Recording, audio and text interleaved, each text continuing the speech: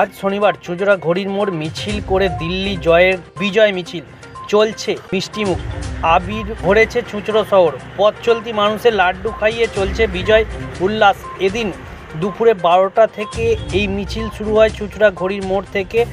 আজ বাজার পর্যন্ত পরিক্রমা করে আবার ঘড়ির মোড় ঘুরে এসে সমাপ্তি হয়। এই বিজয় মিছিল প্রসঙ্গে হুগলি জেলার বিজেপি সংগঠনের পক্ষ থেকে জানান হুগলির চুঁচুড়া থেকে প্রবীর বসুর রিপোর্ট, হুগলি বার্তা।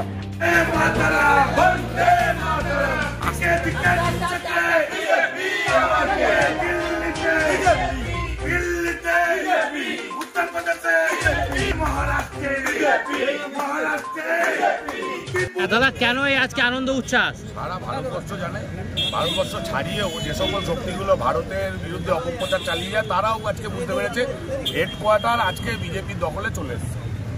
সুতরাং তার যে এই উচ্ছ্বাস, সেই উচ্ছ্বাস তো বাংলাতেও হবে, সেটাই স্বাভাবিক। আজকে চুঁচুড়াতেও সেই উচ্ছ্বাসে সকল বিজেপি কার্যকর্তা, পথ চলতি মানুষ সকলেই সামিল হয়ে গেছে।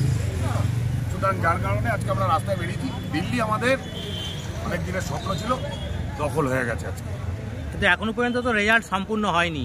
রেজাল্ট সম্পূর্ণ হয়নি, কিন্তু আমরা কনফিডেন্স অনেক আগে থেকেই ছিলাম। ঠিক আছে, শুধু একটা সময়ের অপেক্ষা করছিলাম, বেরিয়ে পড়েছি। আমাদের কনফিডেন্স আছে, আগামীতেও থাকবে। সেই কনফিডেন্সের দরুন নিয়ে আমরা রাস্তায় বেরিয়ে পড়েছি। আর ওখানে মুখ্যমন্ত্রী কেজরিওয়াল, তিনি আপাতমস্তক দুর্নীতিতে মানে পুরো ভর্তি, তিনি আজকে পরাজয়ের মুখে। সুতরাং উপমুখ্যমন্ত্রী তিনি গায়েব হয়ে গেছে, যার রেজাল্ট বেরাচ্ছে বিজেপি। সুতরাং পশ্চিমবাংলায় শুধু সময়ের অপেক্ষা। দিল্লি থেকে ট্রেন ছেড়ে দিয়েছে। ভিক্ষের সরকার কোনো জায়গায় চলে না, দিল্লি আজকে বুঝিয়ে দিল।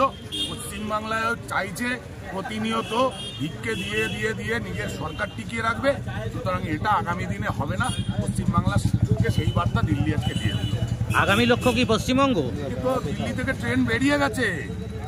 12-14 মাসের ভেতরে পশ্চিমবাংলাতেও এই ট্রেন চরম আকার ধারণ নেবে এবং এই ট্রেন থেকে বহু কার্যকর্তা এই উচ্ছ্বাসে সামিল হবে। এখান থেকে ওখানে তো 22-23টা আসন পেয়েছে, এখনো আরো মনে হয় আরো গায়েব হবে আম আদমি পার্টি। এখানে 3-4টে আসন পাবে কিনা তৃণমূল আগামী দিনে সম্ভব।